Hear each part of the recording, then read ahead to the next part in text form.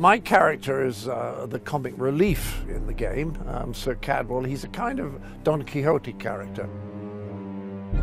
He loves battle. He loves to go on a quest and to try and help helpless maidens and all that kind of thing. And he loves fighting, but he never seems to be the slightest bit scared about it. He regards it as a great game. And if he is wounded, then he's incredibly brave about it, in a British sort of way. This is the second worst. No, this is pretty much the worst thing.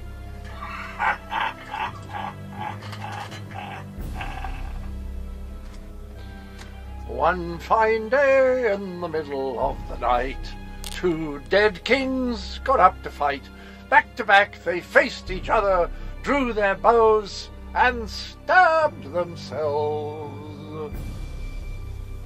I have the oddest feeling we've discussed this before, or did I already mention that? No matter. I am Sir Cadwell, the Undaunted, Knight of the Court of Cold Harbour, champion of chivalry, defender of the defenceless, shepherd to the soul-shriven. Well, this has my knickers in a twist. We have a perfectly fine army, but what good is it, sitting around this side of the chasm, twiddling its collective thumbs? It's rather embarrassing, if truth be told. I always thought it would be wonderful to be a great archer. I think I grew up on Robin Hood and westerns where sort of people fired guns or arrows very, very accurately. And that always appealed to me. But if you wanted to be a bowman in the British Army in 1350, for example, at the Battle of Crecy, you had to start very, very young because you had to develop the most extraordinary musculature. I like it when my character, Sir Cadwell, gets rather vague or confused. I like it when he says, he's been asked, tell me about yourself, Cadwell. He says, I have the oddest feeling we discussed this before. Or did I already mention that?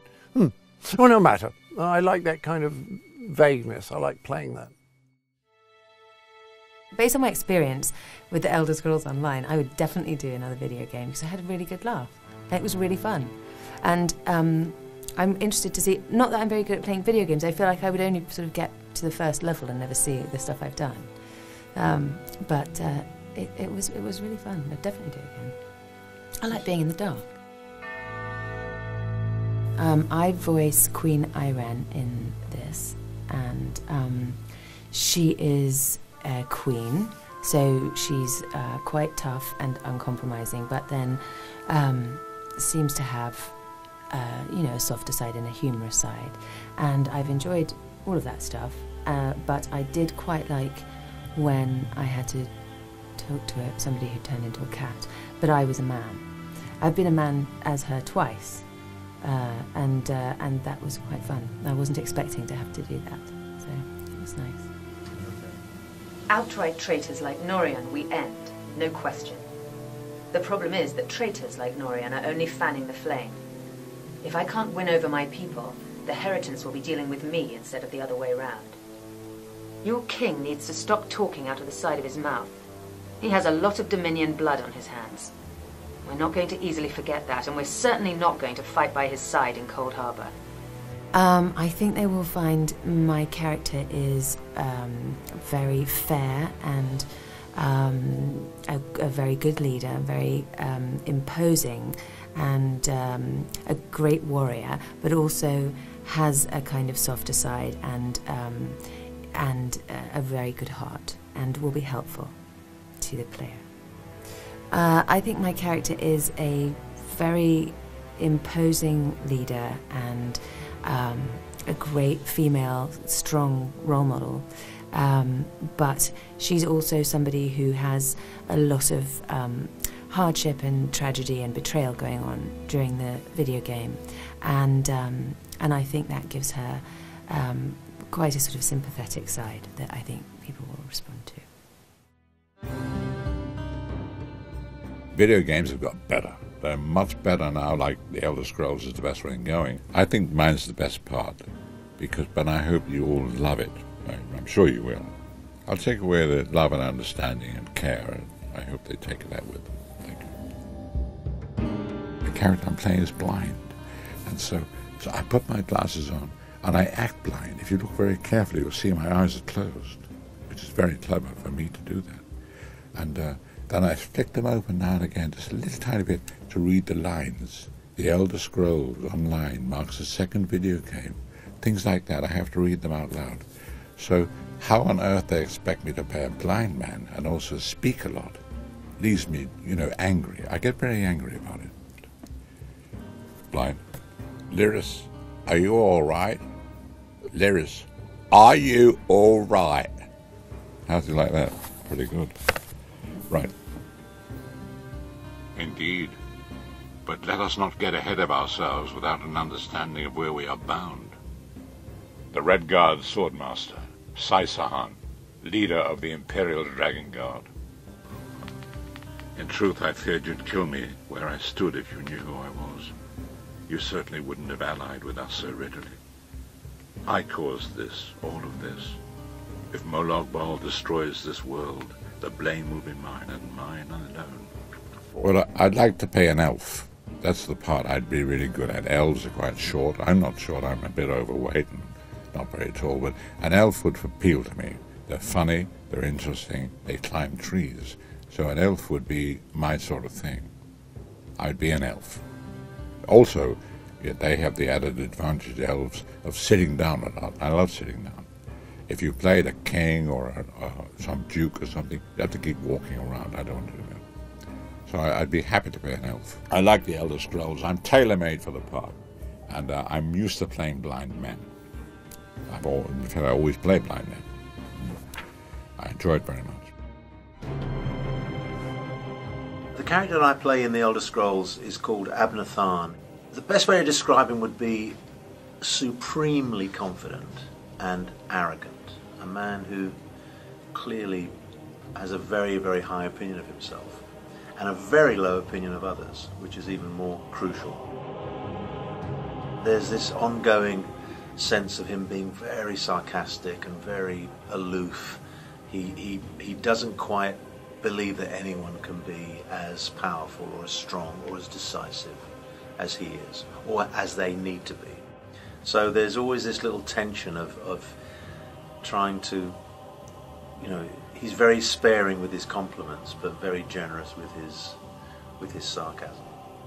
I know more about the Daedra than any man or mer alive. For good or ill, my family has always kept ties with the forces of oblivion, and this much I know. One cannot kill a Daedric prince. But we have the Amulet of Kings. So, we're to stumble blindly into the catacombs beneath a crumbling ruin abandoned for an age. Lovely. That bearded idiot swordmaster will lead us straight into a trap, no doubt. It's my small-minded nephew, Jabad. The lad was petty and cruel for the enjoyment of it. I always suspected he'd meet an untimely end. Leave him to his fate. It's kinder than he deserves. And then what? I've no idea what will happen to you. Apotheosis? Disintegration? Too many unknowns and not enough information. But if you defeat Molag Bal and survive, your soul and the soul of every other surviving vestige should be restored. The Amulet of Kings is a relic of Akatosh, the dragon god of time. His powers embody the qualities of perseverance and invincibility, while promoting the virtues of duty, service, and obedience. Make of that what you will. One of the big elements in the character is that he's very, very, sort of very pompous and very arrogant, but he's actually very funny, and his sarcasm and his kind of sort of dismissal of other people can be really. I mean, there's one line where he's talking to Lyris, and he says something like, in a very kind of understanding and supportive and sympathetic way, he says, something like, I understand this must be very hard for you, Lyris, but don't be an idiot. Something like that. And it's just that, I'm paraphrasing because I can't remember the line now, but it was the turn of phrase because it started off so kind of like he was just about to give her a hug, and then it turns into this kind of like wonderful slap in the face, and it was that way of just turning within a line, turning everything around like that was very indicative of him. But that line in particular, it must be very as hard as it might be for you, Lyris. Don't be an idiot. It kind of made me laugh. The character I play in the Elder Scrolls Online is King Emmerich, and he's a good guy, generally speaking. What's cool about him is that he's not uncomplex. He does have his bad days, and he gets into all kinds of moods, but he's generally within the context of the Elder Scrolls Online, he is a good force in the world. He has some funny lines. He's not just some king guy. He also is a human being, and he has some funky asides to make. And he is the king of all Rivenspire, and he's a pretty cool guy in my view. I'm not just defending my character. I actually believe that. He's he's a serious hands-on king. He doesn't hang around in throne rooms telling other people how to fight battles. He's out there. He's on horseback. He's getting bloody. He doesn't fool around, and he's never lost a battle, as far as I know, which just right there is pretty cool. I will not wager the future of my people on the word of a snow barbarian and an adolescent female. I fear for Tamriel's future if either of you were to sit upon the ruby throne. This crown, one day, I will throw this crown in a lake. This crown was probably great for my grandfather. This crown looks tawdry. Why can't they shine it up now and again? Everyone's so scared to touch the crown. They could at least clean it. This crown makes me look stupid. It sits on my ears. My ears are not my best feature. Can't they tighten this crown slightly? I'm blinded by it if I'm riding on a horse. This crown is an embarrassment to the kingdom. He has many, many wonderful lines. I like his epithets perhaps best. I loved saying, you know, don't go easy on me. It's, you know, I'm being honest. I got a kick out of saying, on Mara's bosom. I like it when things get daft. It means you're not being a nuisance in the world. It means you're doing something actually in a kind of, you know, funky way that's useful, and you're not, you know, invading Iraq. So I'm hoping they come to me with a warm feeling. And I hope that by the time they leave, they feel a whole lot better. I say encouraging stuff. I point them in the right direction. I don't sell them any nonsense.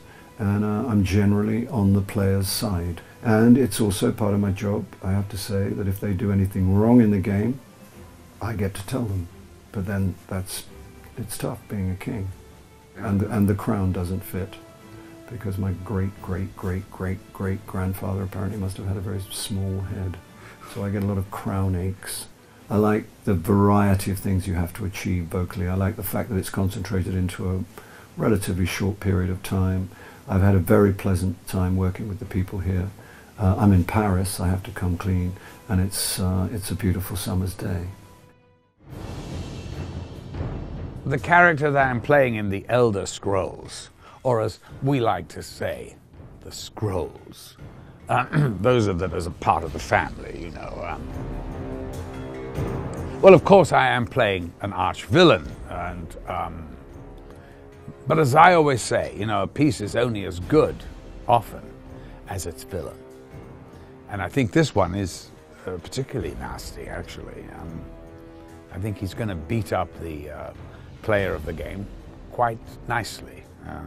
And by the way, he's not really very polite, which I do like about him. I'm from the north of England. We're rather gruff in the north of England, and I like that. You know, no nonsense, right to it. But does he have a heart? Of course he does, yes. I mean, a villain without a heart would be a sad, sad thing.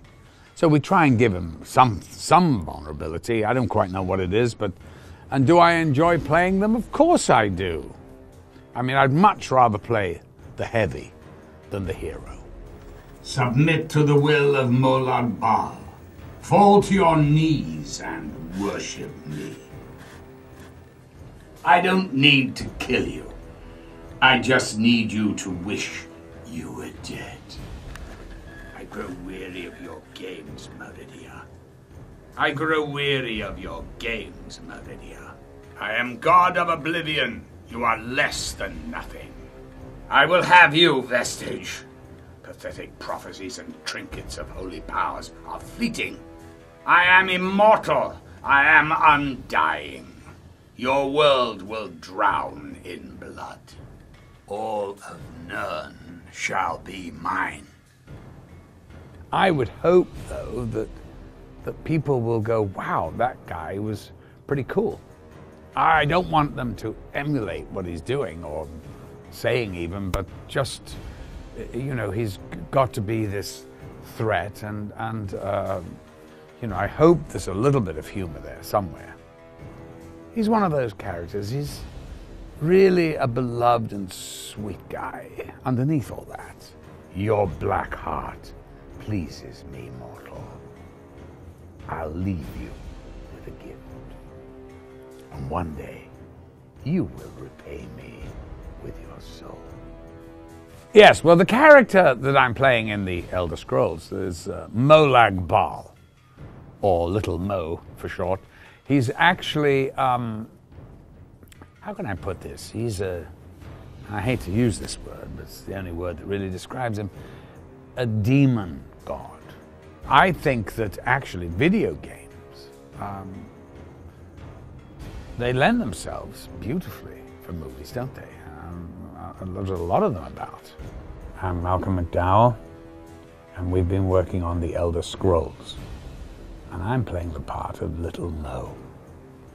He's an evil bastard.